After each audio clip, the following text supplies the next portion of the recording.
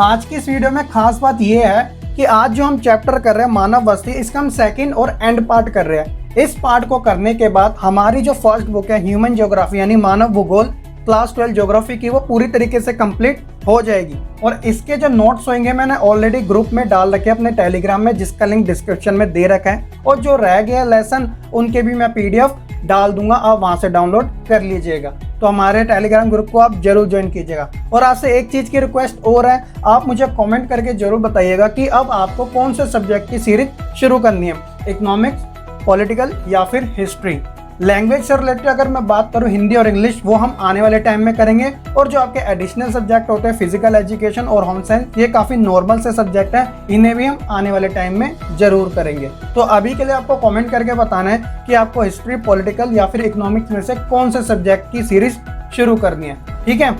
तो चलिए फिर आज के इस लेसन के लास्ट पार्ट को हम कंप्लीट करते हैं अच्छे तरीके से, आपको इजीली अंडरस्टैंड भी हो जाएगा। ये काफी इजी वाला पार्ट है। ये आप देख सकते हैं अपनी स्क्रीन पर चैप्टर के कंटेंट के बारे में, जिन्हें मैंने हाईलाइटेड कर रखा है, वो मैंने फर्स्ट पार्ट में कंप्लीट करा दिए थे। जैसे बस्तियां क्या होती है, उनका वर्गीकरण, उनके प्रकार और ग्रामीण बस्तियां। तो आज की इस वीडियो के जो हम सेकंड पार्ट में हम करेंगे नगरीय बस्तियों के बारे में, और साथ ये भी जानेंगे कि विकासशील देशों में नगरीय बस्तियों की जो समस्या होती है वह कौन कौन सी है, जो इस पार्ट का सबसे इंपॉर्टेंट टॉपिक है, जो हमें लास्ट में देखने को मिलेगा। तो आइए फिर शुरू करते हैं। My name is Shahrukh Saifi and welcome back to our YouTube channel Quick prep.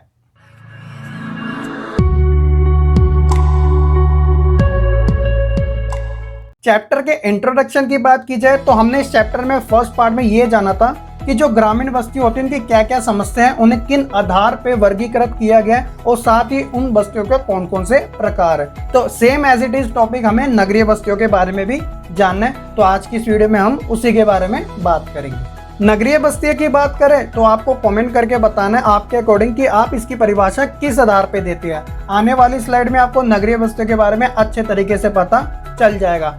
इस पार्ट के जो टॉप फीचर रहेंगे वो होगा आकृति के आधार पर नगरों का वर्गीकरण। जैसे हमने ग्रामीण क्षेत्रों का पढ़ा था, वैसे हमें नगरीय क्षेत्रों का भी पढ़ना पड़ेगा। की पॉइंट्स की बात की जाए तो इसके अंदर जो नगरीय बस्ती होती है उनके प्रकार के बारे में हमें जानना है। और एग्जाम टाइप जो क्वेश्चन आपका सबसे ज्यादा देखने को मिलता है वो है कि विकासशील देशों में भी नगरीय बस्तियों की जो समस्या होती है कौन कौन सी होती है। तो इसी के ऊपर हमें अच्छे तरीके से फोकस करना है। तो आइए फिर शुरू करते हैं सबसे पहले अपना मेन टॉपिक पे, जिसका नाम है नगरीय बस्ती। आइए बात करते हैं नगरीय बस्तियों के बारे में। तो देखिए, कुछ समय पहले की बात की जाए तो ऐसी कुछ ही बस्तियां थी जहां पे 1000 से अधिक मनुष्य या यूं काजे निवासी निवास करते थे। लेकिन जब धीरे धीरे समय बढ़ा तो प्रथम नगरी जो कि लंदन में थी, वहां पे नगरों की जो जनसंख्या थी 1800 में 10 लाख से अधिक हो गई। और समय और बढ़ने के साथ साथ 1982 का एक ऐसा समय था जब पूरे वर्ल्ड में 175 से ज्यादा जो नगर थे, वहां पे जो जनसंख्या थी वो 10 लाख से अधिक थी। तो आप समझ सकते हो कि ये कितनी तेजी से ग्रो कर रहा है। और 1800 में केवल 3% ही ऐसी जनसंख्या थी जो नगरों में निवास करती थी। और प्रेजेंट टाइम की अगर बात की जाए तो 48% ऐसी जनसंख्या है जो नगरों में निवास करती है। और इसका बहुत बड़ा रीजन यही है, जो कॉमन है, आपको भी पता होगा कि मनुष्य क्या करते हैं कि अपनी बेसिक नीड यानी मूलभूत जो आवश्यकता होती है, रोटी, कपड़ा, मकान के साथ उनकी जो एक्स्ट्रा जो इनकम होती है, जैसे रोजगार अच्छा मिलना हो, अच्छा स्वास्थ्य हो, अच्छी शिक्षा हो, अच्छा रहन सहन हो, अच्छा खाना हो, तो ये सारी चीजों के मद्देनजर रखते हैं वह क्या करता है, नगरों में निवास करता है, ताकि वह अच्छी इनकम करा के अपनी जिंदगी को अच्छी तरीके से जी सके। तो इसका एक बहुत बड़ा रीजन यही है कि लोग नगरों में ज्यादा रहना पसंद करते हैं। तो आप समझ चुके होंगे नगरीय बस्तियों का एक बेस्ट एग्जाम्पल। आगे भी इसके बहुत सारे एग्जाम्पल है जो अलग अलग कंडीशनों पे तय किए जाते हैं। अगला हम इसी के ऊपर बात करते हैं कि नगरीय बस्तियों का जो वर्गीकरण है वो किस आधार पे किया गया है। यहाँ पर मैं आपको एक बात मोटे तौर पे बता दूं कि जो नगर की परिभाषा है वह एक देश में अलग हो सकती है और दूसरे देश में अलग हो सकती है। इसके बहुत सारे रीजन है जो अलग अलग कंडीशनों पे रखे जाते हैं, उसी के बारे में हम जानेंगे, ताकि आपको अच्छे तरीके से ये पता चल जाए कि जो नगरीय बस्तियां होती है, जो उनका वर्गीकरण होता है, वो किन किन फैक्टरों पर आधारित होता है, यानी कारकों पे आधारित किया जाता है। आइए जानते हैं। सबसे पहले हम बात करते हैं जनसंख्या के आकार के ऊपर। जनसंख्या आकार में क्या होता है कि नगरीय क्षेत्र को परिभाषित करने के लिए जो ज्यादातर विश्व के देश है वो इस मापदंड को अपनाते हैं, यानी जनसंख्या के आकार को। तो ये क्या करते हैं, अपनी एक जनसंख्या क्या कर देते हैं, एक लिमिट में रख देते हैं, यानी अगर कोई इस आंकड़े को छूता है तो वो क्या कहलाएगा, नगरीय क्षेत्र कहलाएगा। अगर मैं उदाहरण की बात करूं तो कोलंबिया में 1500 व्यक्ति, अर्जेंटीना और पुर्तगाल में 2000 व्यक्ति, यूएसए यानी कि यूनाइटेड स्टेट ऑफ अमेरिका में 2500 व्यक्ति और थाईलैंड में भी सेम। अगर भारत जैसे देश की बात की जाए तो यहाँ पे 5000 व्यक्ति और जापान में 30,000 व्यक्ति, और जबकि आइसलैंड जैसे देशों में नगरों की न्यूनतम जनसंख्या 300 मनुष्य और वेनेजुएला और कनाडा में 1000 व्यक्ति। तो आप देख सकते हो हर एक देश के अंदर अलग अलग तरीके से नगरों की जो जनसंख्या है तय की गई है मिनिमम आधार पे। तो आप समझ सकते हैं, इसलिए ये वाली जो मापदंड है सबसे ज्यादा पूरे विश्व के देशों में अपनाया जाता है। तो इस आधार पर नगरीय बस्तियों का वर्गीकरण किया जाता है। दूसरा है व्यावसायिक संरचना। तो जनसंख्या के आकार के अलावा भी बहुत सारे ऐसे देश हैं जहाँ पे व्यावसायिक संरचना के आधार पर नगरीय बस्तियों को परिभाषित किया जाता है। अगर मैं भारत जैसे देश की बात करूं तो यहाँ पर भी आर्थिक गतिविधियों को ध्यान में रखते हुए किसी क्षेत्र को नगरीय बस्तियों का दर्जा कुछ इस प्रकार दिया जाता है कि वहाँ की जो जनसंख्या है वो 75% से ज्यादा गैर कृषि कार्यों में लगी हो। कहने का मतलब दूसरी और तीसरी क्रियाओं में जो कि कृषि से हटकर होती है, यानी जिसे हम औद्योगिकरण भी कहते हैं। तो इस आधार पे भी क्या होता है, व्यावसायिक संरचना के आधार पे भी नगरीय बस्तियों का वर्गीकरण किया जाता है। तीसरा है जो सबसे मेन है वो है प्रशासन, जिसे हम एडमिनिस्ट्रेशन कहते हैं। तो देखिए क्या होता है कि कुछ ऐसे देश भी है जहाँ पे बस्तियों को नगरीय बस्तियों में विभाजित करने के लिए यानी कि वर्गीकृत करने के लिए प्रशासनिक ढांचे का इस्तेमाल किया जाता है। अगर भारत की बात की जाए तो यहाँ पे बस्तियों का जो आकार होता है, अगर नगर में उसे परिभाषित करना है तो क्या देखा जाता है यहाँ पे कि नगर पालिका होनी चाहिए, छावनी बोर्ड होना चाहिए। छावनी बोर्ड होता है आपका कैंट, जैसे दिल्ली कैंट एक जगह है, ठीक है ना। तो इनके आधार पर किसी क्षेत्र को नगरीय बस्ती का दर्जा दिया जाता है। तो ये भी नगरीय बस्तियों के वर्गीकरण में तीसरा स्थान रखता है। और लास्ट हम देखते हैं स्थिति के बारे में। तो देखिए नगरीय केंद्रों में क्या होता है कि जो अगर हम प्रेजेंट टाइम की बात की जाए तो लोग क्या कर रहे हैं, सुरक्षा और धर्म से अतिरिक्त भी क्या कर रहे हैं, वो एक नए कार्य में जुड़ते जा रहे हैं जिसका नाम है एंटरटेनमेंट, जिसे हम मनोरंजन कहते हैं, और यातायात यानी जिसे हम परिवहन के साधन भी कहते हैं। तो ऐसे कार्य में जो लोगों की ज्यादा एक्टिविटी होने लग जाती है यानी गतिविधियां होने लग जाती है, तो ये भी क्या करती है, नगरीय क्षेत्रों को परिभाषित करने में काम में लाई जाती है। तो आप समझ सकते हैं कि नगरीय बस्तियों का जो वर्गीकरण है वह जनसंख्या के आकार पर, व्यावसायिक संरचना के आधार पर, प्रशासन के आधार पर और स्थिति के आधार पर किया जाता है। तो आई होप आप इन चारों टॉपिक के बारे में अच्छे तरीके से अब समझ चुके होंगे। आगे हम जानेंगे कि आकृति के आधार पर नगरों का वर्गीकरण। अब आप सोच रहे हो कि यहाँ पर भी वर्गीकरण आ गया, तो यहाँ पर मैं आपको एक सीक्वेंस तरीके से बता दूं कि सबसे पहले आता है मानव बस्तियों का वर्गीकरण। तो मानव बस्तियों का जो वर्गीकरण होता है वो दो आधार पर किया जाता है, पहला है ग्रामीण, दूसरा है नगरीय। अब ग्रामीण और नगरीय भी अपनी अपनी कैटेगरी में वर्गीकृत किए जाते हैं। जिस प्रकार हमने लास्ट वीडियो में ग्रामीण क्षेत्रों का वर्गीकरण किया था और इस वीडियो में हम क्या कर रहे हैं, नगरीय बस्तियों का वर्गीकरण कर रहे हैं। तो उसमें भी हमने आकृतियों के आधार पर ग्रामीण क्षेत्रों के बारे में जाना था, तो इसके अंदर भी हम आकृतियों के आधार पर नगरों के बारे में जानेंगे। तो देखिए इसमें क्या कहा गया है कि एक नगरीय बस्ती जो होती है वो रेखीय, वर्गाकार, तारे के आकार की या फिर चापाकार की हो सकती है।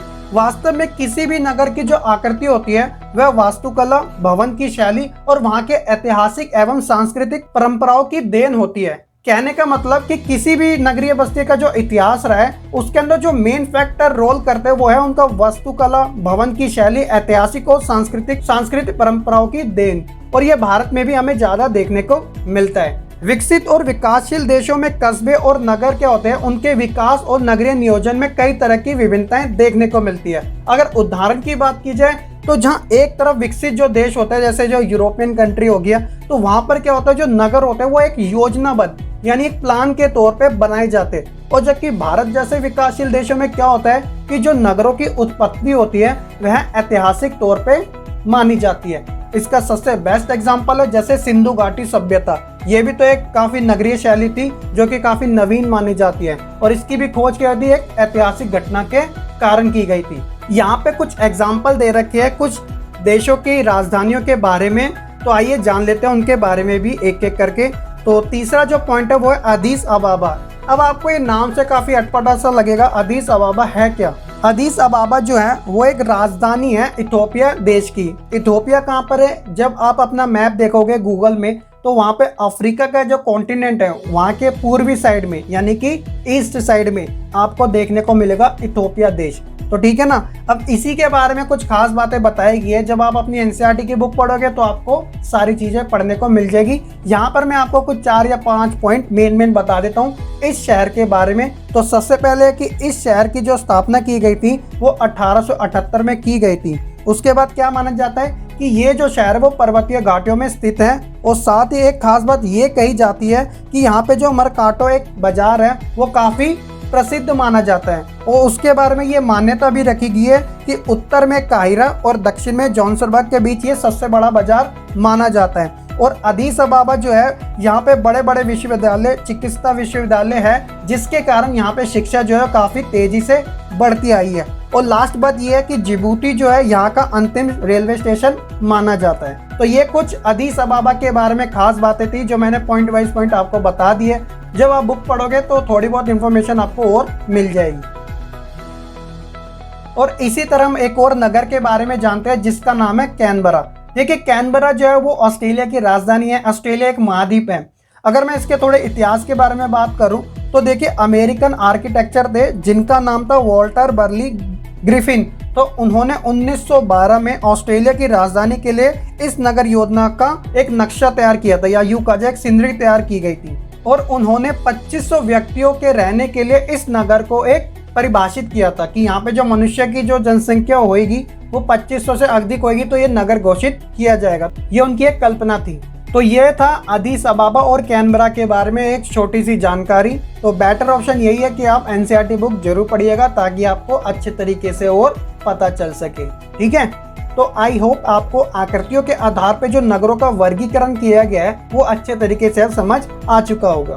आगे हम ये जानते हैं कि नगरीय बस्तियों के ऐसे कौन कौन से प्रकार है जिनके आधार पे इन्हें अलग अलग कैटेगरियों में बांटा गया है। तो सबसे पहले मैं आपको बताता हूँ नगर के बारे में। नगर यानी कि टाउन। तो देखिए नगर क्या होता है, अगर इसको अच्छे तरीके से समझना है तो इसका कंपैरिजन आप ग्राम से कर सकते हैं, यानी कि गांव से कर सकते हैं। देखिए ये क्या होता है, ये गांव से तो थोड़े ऊपर होते हैं लेकिन ये शहर से थोड़े नीचे होते हैं। कहने का मतलब ये शहर और गांव के बीच में एक बीच का हिस्सा माने जाते हैं। लेकिन ये गांव से ऊपर इसलिए होते हैं क्योंकि गांव जैसी हालत यहाँ पर भी होते हैं लेकिन इनके पास कुछ विशेष कार्य होते हैं, जैसे कि निर्माण से संबंधित, खुदरा से संबंधित, थोक व्यापार से संबंधित और व्यावसायिक सेवाओं से संबंधित। तो इस कारण इन्हें टाउन का दर्जा दिया जाता है और ये नगरीय बस्तियों के एक प्रकार में गिना जाता है। दूसरा हम देखते हैं शहर के बारे में, यानी कि सिटी के बारे में। तो देखिए ये क्या होता है कि नगर से ऊपर होती है।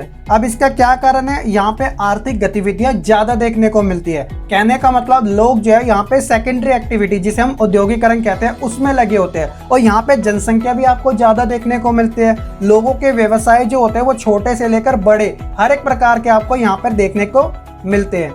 तीसरा हम पढ़ते हैं सन्नगर के बारे में। तो काफी अटपटा सा नाम है लेकिन इसका मीनिंग उतना ही इजी है। आइए जानते हैं इसके बारे में भी। तो देखिए इस शब्द का जो प्रयोग था वो 1915 में पैट्रिक गिडीज ने किया था। तो देखिए ये क्या होता है सन्नगर, इसमें क्या होता है कि ये विशाल विकसित नगरीय क्षेत्र होते हैं और इसमें हमें ये देखने को मिलता है कि जो नगर होते हैं और शहर जो होते हैं वे अलग अलग तरीके से एक जब मिल जाते हैं तो वह क्या बन जाते हैं, एक विशाल नगरीय विकास क्षेत्र में परिवर्तित हो जाते हैं। अगर मैं एग्जांपल की बात करूं तो greater London, Manchester, Chicago, Tokyo इसके सबसे बेस्ट एग्जांपल है। कहने का मतलब नगरों और शहरों का एक जगह आके पूरी तरीके से मिल जाना तो वो क्या कहलाता है, सन्नगर कहलाता है। और इसके उदाहरण मैंने आपको दे दिए।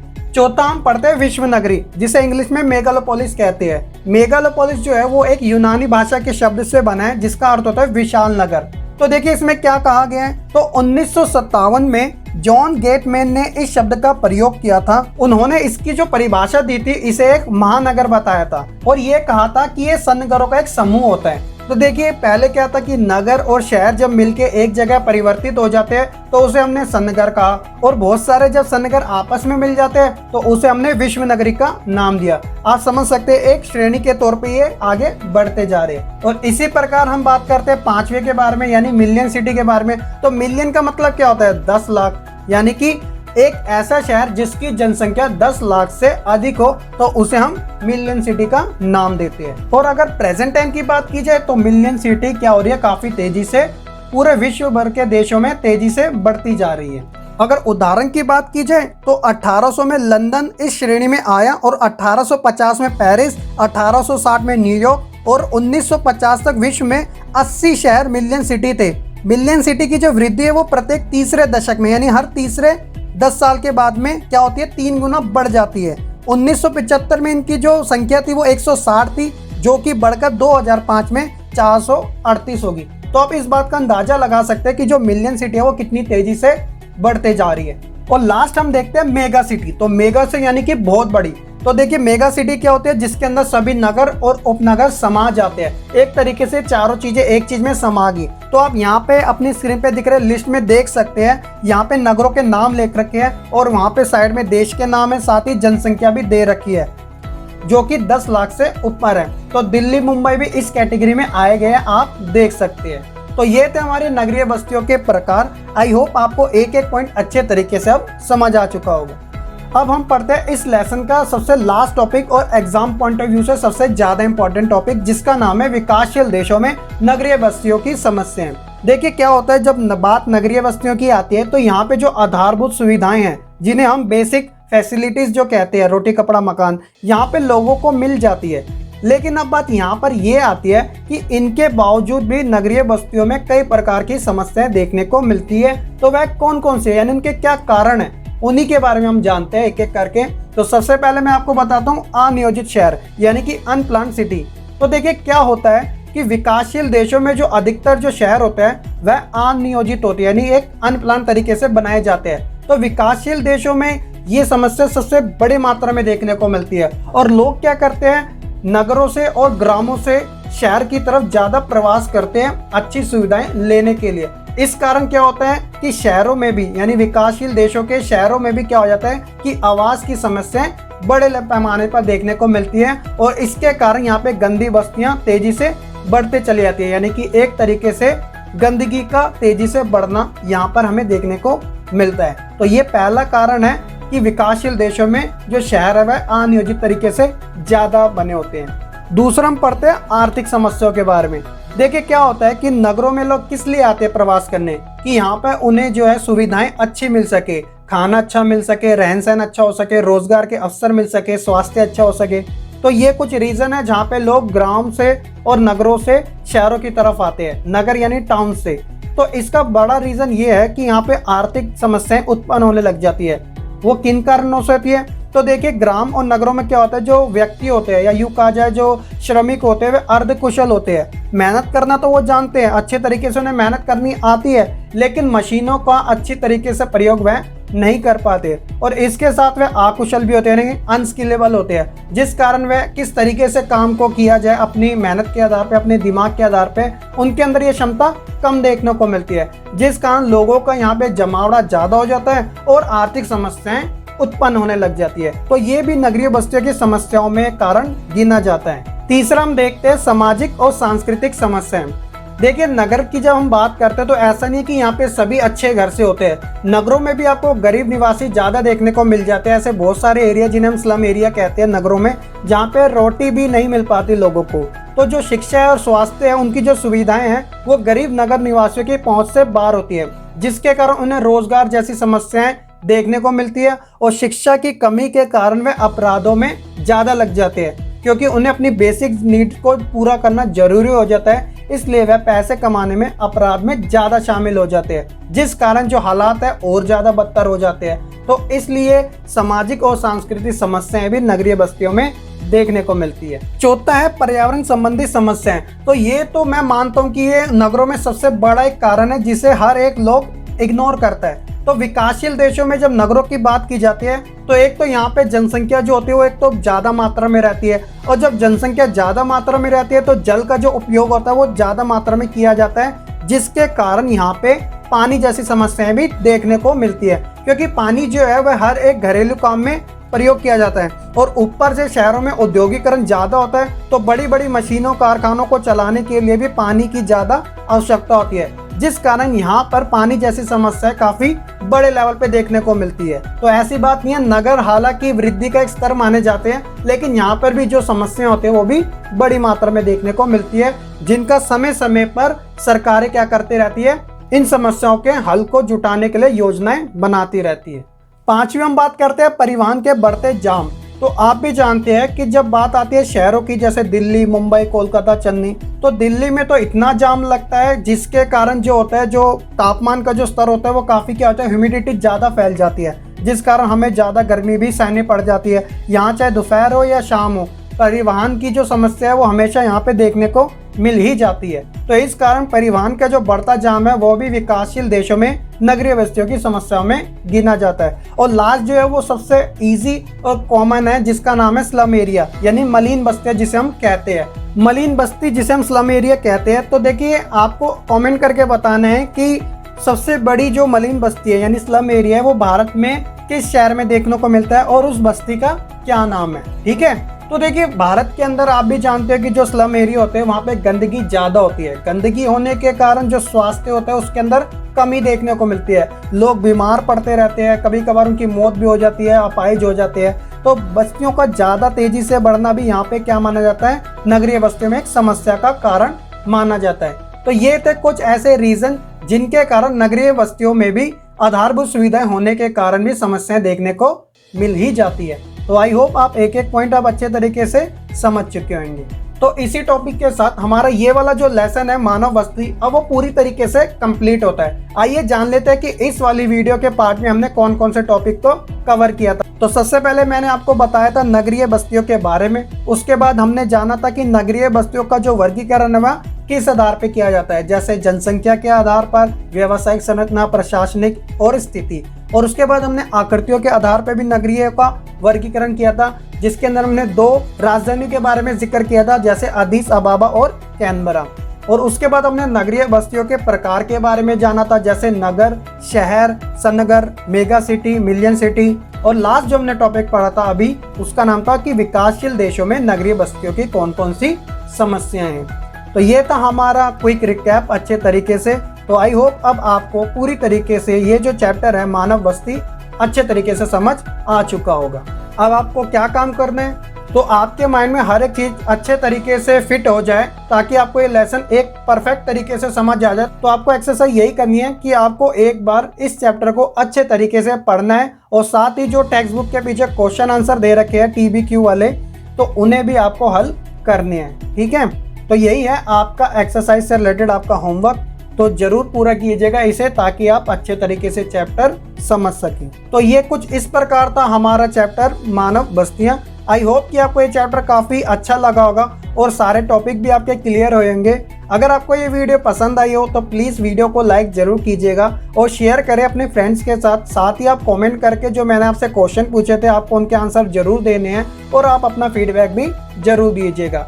आप हमारे सोशल मीडिया हैंडल को फॉलो कर सकते हैं, फेसबुक पे, ट्विटर पे, टेलीग्राम पे। अगर आपको कोई पर्सनली डाउट है तो आप मुझे इंस्टाग्राम पे फॉलो करके, ये रहा मेरा इंस्टाग्राम का हैंडल, यहाँ पर आप मुझे मैसेज कर सकते हैं, मैं आपको पर्सनली रिप्लाई जरूर करूँगा। अगर आप इस चैनल पे नए हो तो सब्सक्राइब कर लीजिएगा इस चैनल को, और बेल आइकन दबाना ना भूलिएगा, ताकि आपको इस चैनल से रिलेटेड हर एक लेटेस्ट वीडियो की अपडेट मिलते रहे। साथ ही हमारे टेलीग्राम ग्रुप को ज्वाइन करना ना भूलेगा, क्योंकि जो PDF है इन नोट्स की मैं वहीं पे आपको अपलोड कर दूंगा, आप वहां से डाउनलोड कर लीजिएगा। ठीक है, तो चलिए फिर आज की इस वीडियो में इतना ही। मैं जल्द ही मिलूंगा आपको एक नई वीडियो के साथ। तब तक के लिए आप खुश रहिए, पढ़ते रहिए और आगे बढ़ते रहिए।